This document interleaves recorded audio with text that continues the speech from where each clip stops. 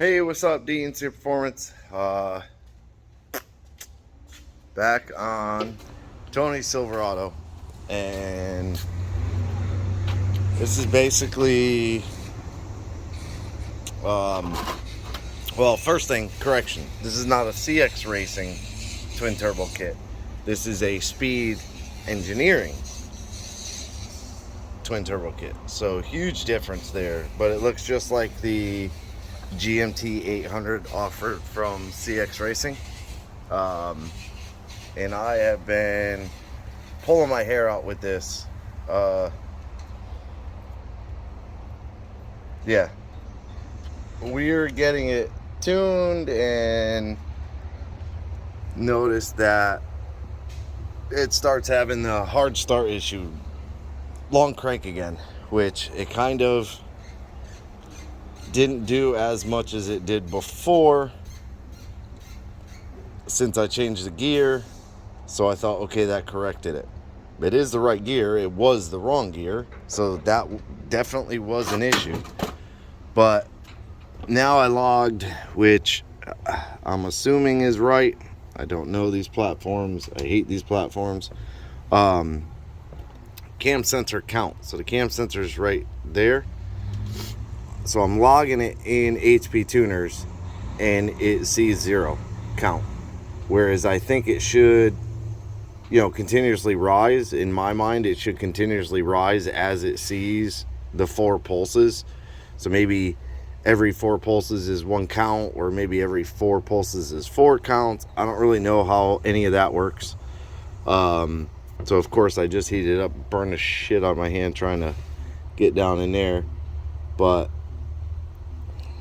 again, this just keeps going back, dropping all my damn tools.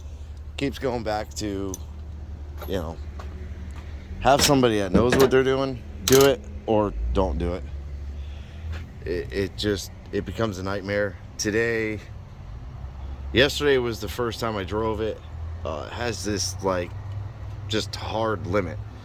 To me, it's like an airflow limit almost. But the tuner asked what plug gap. I hadn't checked none of that stuff because I hate this truck. That's to the point I'm at. So I didn't check any of that. I assumed they would be good plugs, good gap. He was thinking spark blowout, which it's not really blowout. It just pushes the spark to a different area where it's not supposed to be. So if you look, there's no way to get to any of these plugs. It's just near impossible unless you pull the inner fender well and do all this crazy hoopla doopla. The back ones aren't bad, but there are definitely ones that I would say you probably could not get out. This side doesn't look horrible. Passenger side doesn't look like it would be horrible to do 4 plugs. Driver's side, I know that plug right there, number 1, it probably damn near impossible to get out. 3, I believe you can get out from the inner fender. You possibly reach down in there and get it. 5, possibly. And I took the back one out. So I took the back one out today, and this is definitely a situation where, again, just goes to basics. You don't take a spark plug. So let me try to find a clean one. Okay, so that's what it should look like.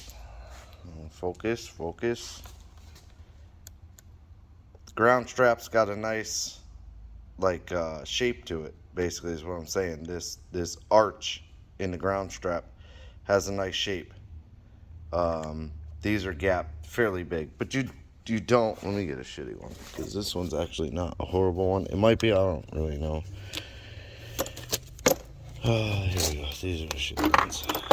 Even these, nice shape on the arc. You don't take a spark plug and do that to close the fucking gap up. see how it bends the strap over. Like it pushes it over. It doesn't actually close the gap. I mean, it closes the gap, but it bends it over. So it's not the right way to do it. Buy a tool. It's pretty simple. This one that I pulled, it's probably 18, 19 thousandths, which for me is way too small of a gap. Should be, I would say on this type of truck, should be 23, 25-ish kind of area. I personally wouldn't have used an iridium plug. I don't use iridium plugs on any boosted application. Now this might be a different scenario. I don't know this platform, but I've never used an iridium plug on a boosted application. So that's where I'm at with this. I gotta try and get that cam sensor out, which that one bolt right there that holds the sensor in, that one's not hard. It's the one that's underneath that one, and it's behind the actual water pump, that's actually a pain in the ass, and that holds the bracket on. So let me see if we can see it. Watch me burn the shit out of my hand again, or I'll melt the phone. That'd be awesome. So there's that one bolt, and then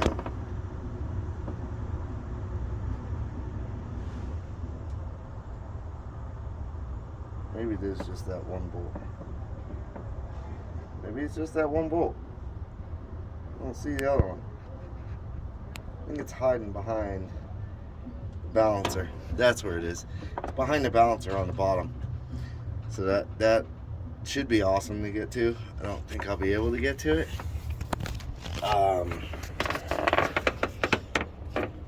So yeah, I'm kind of pissed about that. I should have just swapped the sensor.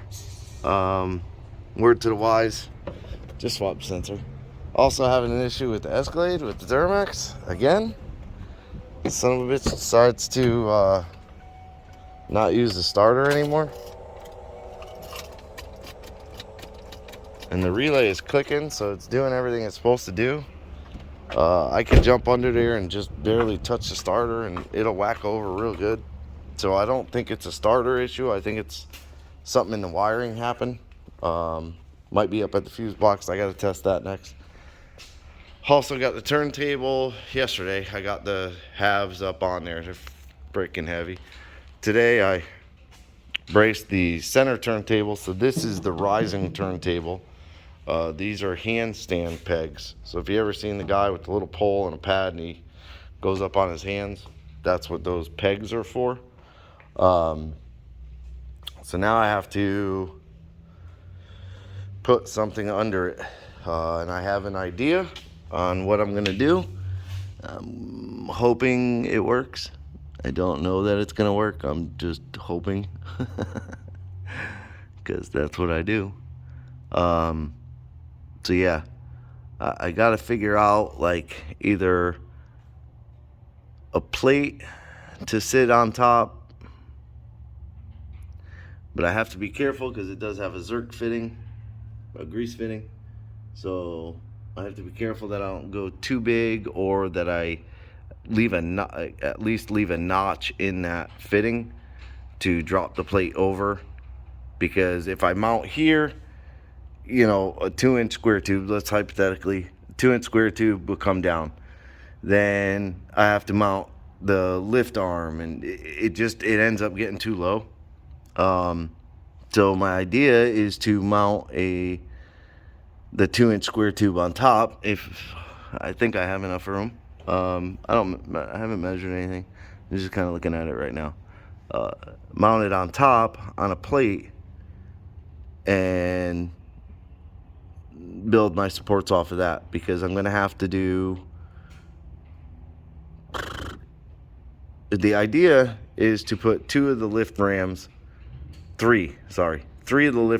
on one half.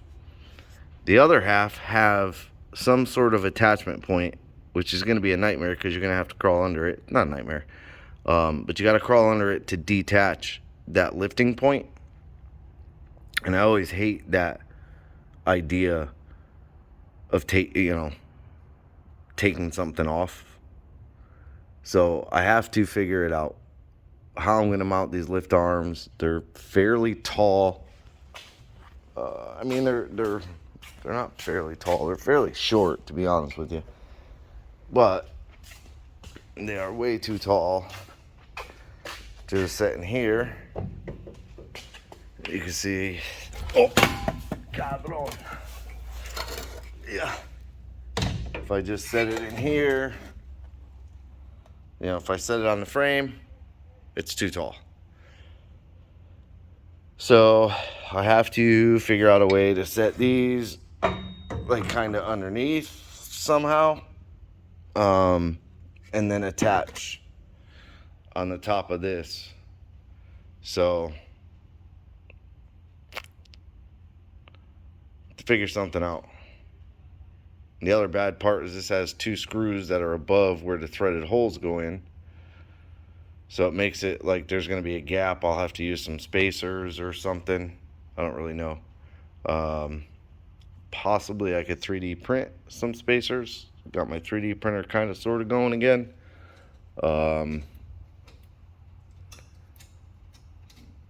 Yeah, so long-winded. But that's where I'm at. This is what I'm doing. Literally wasting time. That's what it feels like. Feels like I'm getting nothing accomplished. I'm wasting time. Hair's all jacked up. This truck it's killing me. Mentally, I am washed out on this thing. But what are you gonna do? I'm gonna keep pushing through it. Pushing through it. I'm gonna try and change the sensor with one that I have in one of my motors. Pretty sure it's a good sensor. Hopefully it's a good sensor. But I probably most likely if I get the cam sensor bracket off, I probably won't put it back on, to be honest. Or I'll just put it on with 1 bolt at the top and then 1 at the bottom. That there's 1 missing out of the bottom anyways. So I may just put the 1 in the top that holds the cam sensor and then 1 in the bottom to hold the bottom of the bracket in. Or I may just do them all, who knows.